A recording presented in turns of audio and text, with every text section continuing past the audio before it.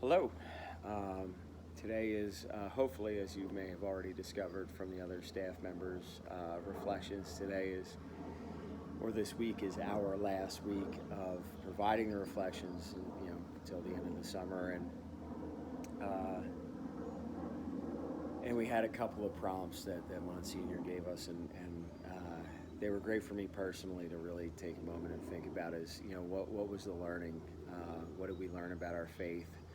over the course of the last year or so, and what will we do over the summer to continue to renew and nourish our faith? And when I think about where I was in my faith journey a little over a year ago when the pandemic began, I did a lot for my faith. I was here for liturgy and to share in the Eucharist. I facilitate discussions that are really meaningful with members of the youth ministry, and I have a group that I belong to, a faith sharing group that I belong to by down in my neighborhood, just outside of Philadelphia, and then I have hockey, and I have wrestling practice, and I have all the things that my kids are doing, and just all the other really wonderful things that fill my calendar, and at the beginning of the pandemic, just before we had the stay-at-home orders, I had a group of guys over to my house uh, because we knew this was coming, and we knew that there was this. Earlier that afternoon, I had gone to Trader Joe's, and there was a pizza in the frozen aisle, and that was it. And it felt like a ghost town. It was eerie, and I said, I don't know what's going on, but my buddy Brian and I spoke and said, like, hey, maybe this isn't a time to feel like so alone. Why don't we gather a group of us they came to my backyard, and this was that faith sharing group that I belong to, and we just talked a little bit about maybe now is the time to support one another in whatever the next couple of weeks at the time we thought it was we're going to be, and then it wasn't that. Then a couple days later, maybe even it was the next day, we had the stay in at home orders, and then it was longer than 2 weeks, and that friend of mine and I decided, he decided, like,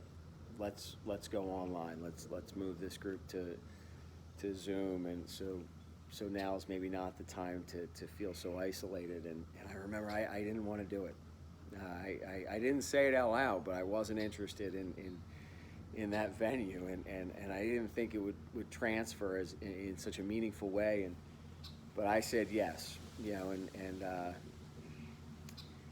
and for me, what I learned about the last year is not so much what I learned at all, but what I so desperately needed to be reminded of, which is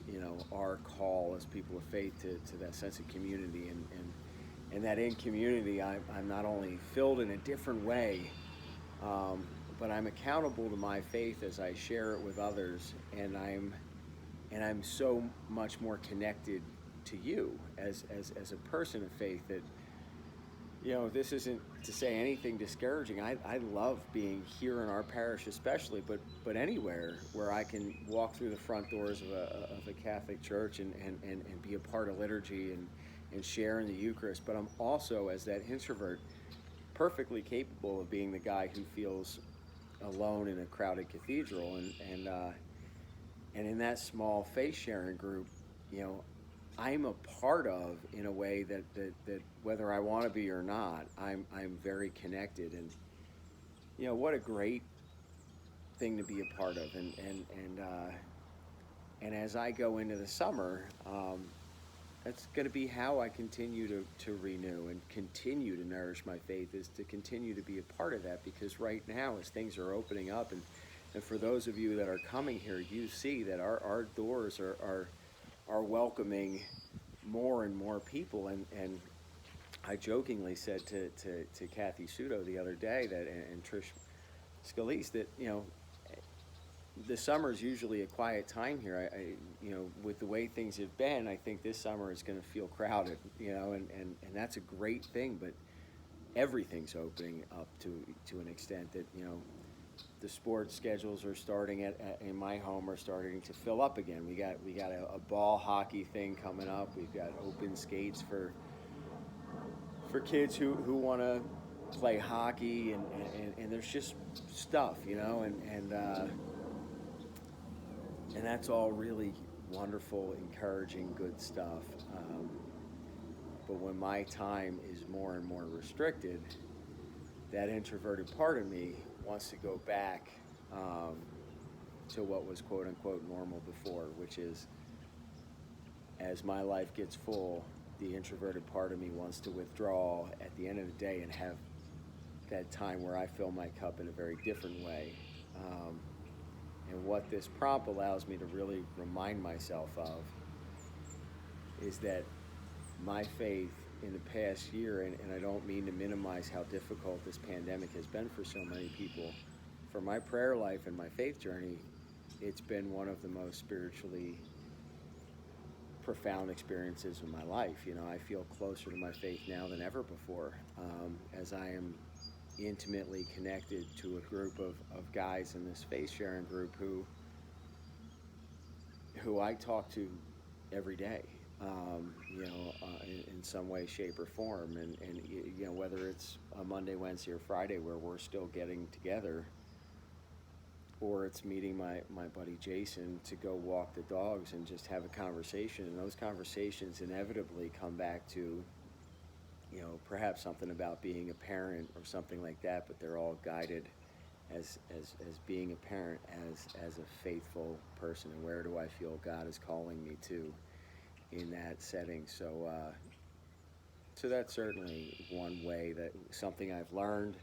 or been reminded of, and certainly something I will continue to do to nourish my faith. And I hope for each of you, you have found, again, I know that it has been a challenging experience, but I hope all of us have learned, have been drawn closer to our faith, and have had some experience of seeing our faith in a new way, and looked at it in a new way, and have discovered the things that we can do as we go into the summer to continue to grow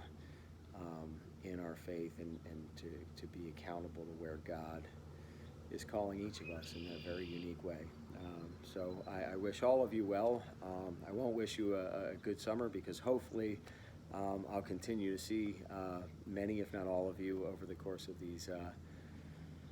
summer months as our pews continue to fill.